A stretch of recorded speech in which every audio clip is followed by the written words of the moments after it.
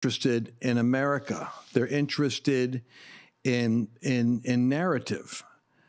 And, you know, it's sad and it's scary in a way that half of America, innocent America, can be vilified and crushed by the Nazi-like tactics of oligarchs, billionaires, and politicians that simply want to crush the will of their enemies. I don't think we've ever hit a point in American history where, I want you to think about Lincoln, for instance. Lincoln, at the end of the Civil War, says, let us bind the nation's wounds. Let us care for the widow and the orphan, with malice towards none and charity towards all. That's a God-given ruler in a fourth turning. And America had its fourth turning during the Civil War. Let me just mention to you guys out there, we're going to be talking in the upcoming broadcast about information we've got on what's happening with the economy, because this is going to be the year where the shaking continues. And America is under a season of divine discipline by the divine dispensation of God. And I like what Bannon's saying. Bannon's funny. Bannon's coming around to something we've been saying, almost as if he was prophetic, which he actually is more prophetic than the prophets I hang out with. In this sense, he knows what's going on in government. He says it was the providence of God that Donald Trump was not in office because now the left has flipped over all their cards. There's no ambiguity. If you want the awakening, you could see the game they're playing. You see the critical race theory. You see their financial policy to bankrupt America. You see the open border to build a voting constituency they will legalize to give them permanent power. You see their agenda to expand the Supreme Court and to add states. You see the shutting off of America's independence and energy. And basically his point is, once you see what you're dealing with, it makes it a lot easier for independents and neutrals and uninformed to make up the majority needed to permanently remove them from power. That's the job we've got. I dare say what I just said is not clear to 90% of the pastors in the pulpits of America. And that's the mission we've got, is to either convince them we're right or convince us we're wrong, because this is where the facts are. Anyway, he says it's a providence of God, meaning God is in what's happening in America now. But the shaking is meant for the making. If you resist God when he's disciplining you, then you come under judgment. Divine discipline is meant to keep you from going further in the wrong direction. Divine judgment is to punish you for resisting the discipline of God. America's reaching a point where the discipline is about to become judgment, or the discipline is about to become healing. That's how critical this year is.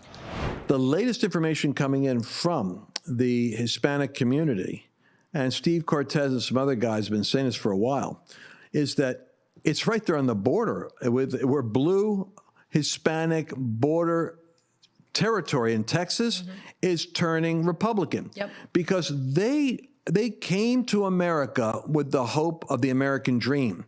They're not particularly interested in vilifying America and destroying it. They don't want to go back to Venezuela. They actually want the dream. So what's happening is, and this is like 30% of the population. Candace Owens made this comment, and I thought it was rather gutsy of her. She said, the African-American community better wake up. You've got Donald Trump, who's actually an economic populist. He is for you. You're getting played on this race thing. He is the only guy that'll create economic turnaround in the inner city and wants to see the economy for black people change. You keep going the direction you're in, you'll destroy that. And the Democrats will move past you because they're mercenary. And they'll go for the Hispanic vote. The people they'll want to represent in the future is going to be Hispanic, because they're 30% of the population. We are only 13%. Wow. And so 30% of the population, she said, it'll be 4 years. 5 years from now, that was like 2 years ago she said it. She said, within 5 years, you missed it with Trump, and there's never going to be an opportunity for that to be recovered, because there's nobody going to be fighting for you. He's a populist. He was actually wanting to win. Yeah, absolutely. So I would say that the Latino vote right now is 50-50, split between Democrats and Republicans. This is freaking out the Democrats. The Democrats are freaking out because they were always assuming that they would have the Hispanic vote. And it's only now occurring to them that they can't count on that. They actually have to court the vote. And what are they offering? Yeah. What are they actually offering? I just want to say, regarding this populist movement you talk about, I think it's so important. One thing I love about doing this show with you is that it's multi-generational. It's 2 generations, 2 different worldviews, 2 different ways of thinking. And I'm thankful for it. And I am excited to see more of it. I think about Bannon and his daughter, Captain Bannon, and or the Jack Posobics. It's multi-generational. And Charlie Kirk's and Candace Owens. Exactly. The youngsters. Exactly. God's doing a thing. And so I just want to, I want to say thank you to all the mothers and fathers out there that are just like you. And I want to exhort you that it's like you have a place in this movement. If you're here, if you're alive, if you're breathing, if you're watching this podcast, you have a purpose for being here. And you need to find what that is. You need to figure out where to plug in. And there's so many different, I want to come out with an activist guide. There's so many different places to plug in right now of organizations that are trying to be this strategic, like what the Democrats do.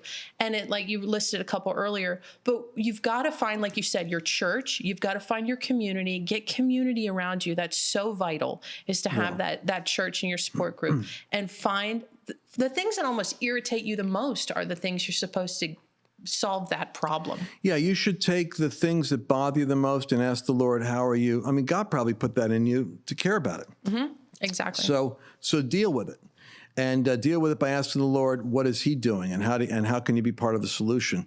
But I think this is, and we're starting the year off this week with the focus that the Lord wants you to get clear on your inheritance. One of the words that I've been listening to regarding the new year is the idea that God wants you to circle what belongs to you. Circle the territory he's given you. The angels came to shepherds who were in their fields, keeping watch over their flocks by night. And I believe that angels are coming to you in the field that God assigned to you, and that you that are keeping watch over some area of responsibility God gave you, your family, your children, a business, a church, a ministry, or something, circle it and ask God to expand the circle. It's like a bloodline. This belongs to Jesus. Satan can't touch it. And I believe that when shaking comes, as shaking is inevitable, what isn't shaken is the inheritance of Jesus. And you want to put yourself squarely right in the middle of that circle that you identify, because that's your inheritance. That's where David stood when a lion came and a bear came. He said, hey, you're in my circle. This belongs to me, and this belongs to God. You're in the wrong territory. And he took the devil out.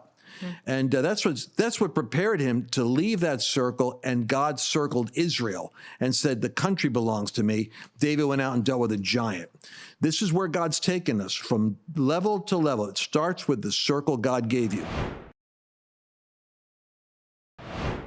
Hey, I hope you've enjoyed what you've heard so far. This is just a segment out of our entire podcast, but I'd love to give you access to the entire broadcast, and it's going to be at lancewallnut.com/podcast.